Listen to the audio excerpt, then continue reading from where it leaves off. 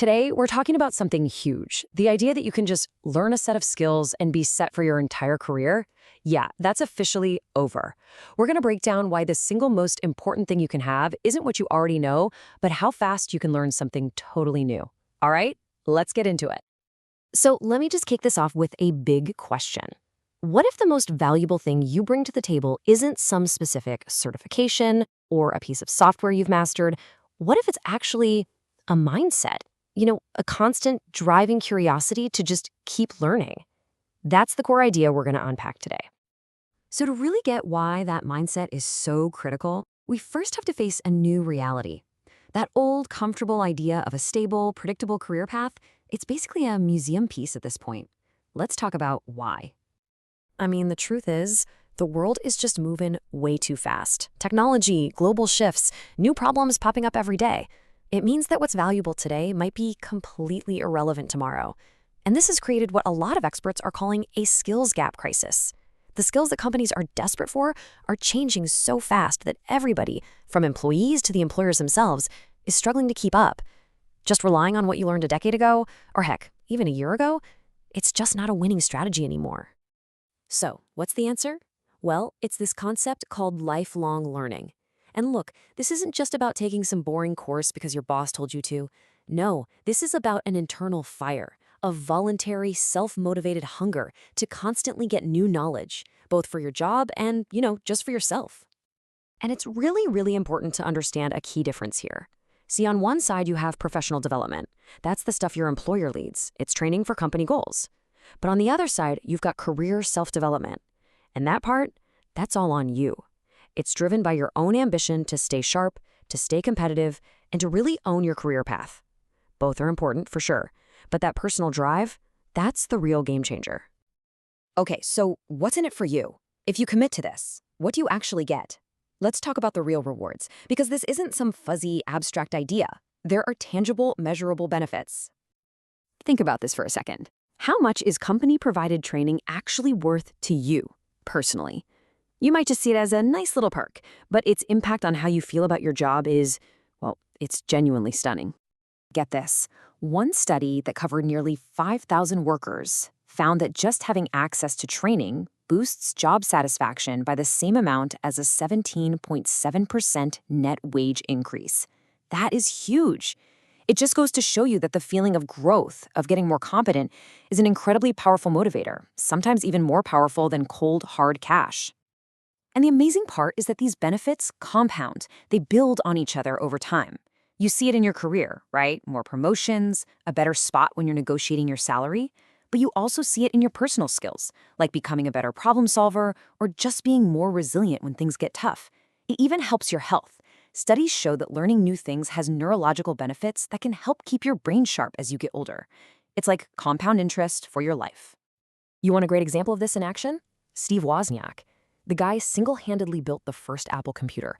He wasn't following some corporate training plan. He was a self-taught programmer who was totally driven by a personal passion, what he called a revolutionary spirit. It's just the perfect illustration of how that internal drive to learn and create can literally change the world. Okay, so we've seen the massive upside for you as an individual. Now let's flip the coin. Let's look at the powerful business case for why companies should be pouring resources into developing their people. The numbers here are just undeniable. Organizations that actually invest in their people's growth see 11% greater profitability. They see an 8 to 18% boost in performance, and maybe the most important one these days, they are twice as likely to hold on to their employees. This isn't just a nice-to-have perk, it's a direct driver of the bottom line.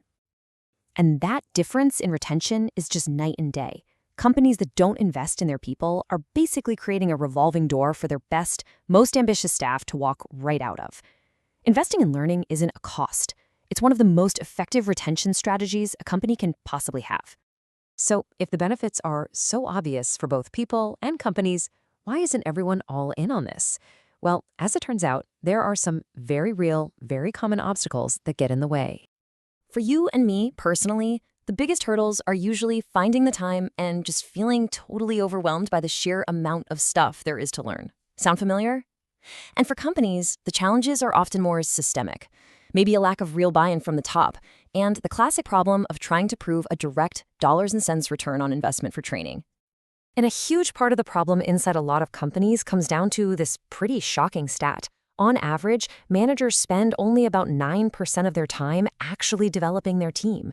When something isn't a stated priority that's being actively measured, it inevitably gets shoved to the side for whatever feels more urgent that day. All right, so recognizing the challenges is the first step. But enough about the problems. Let's pivot to the solution.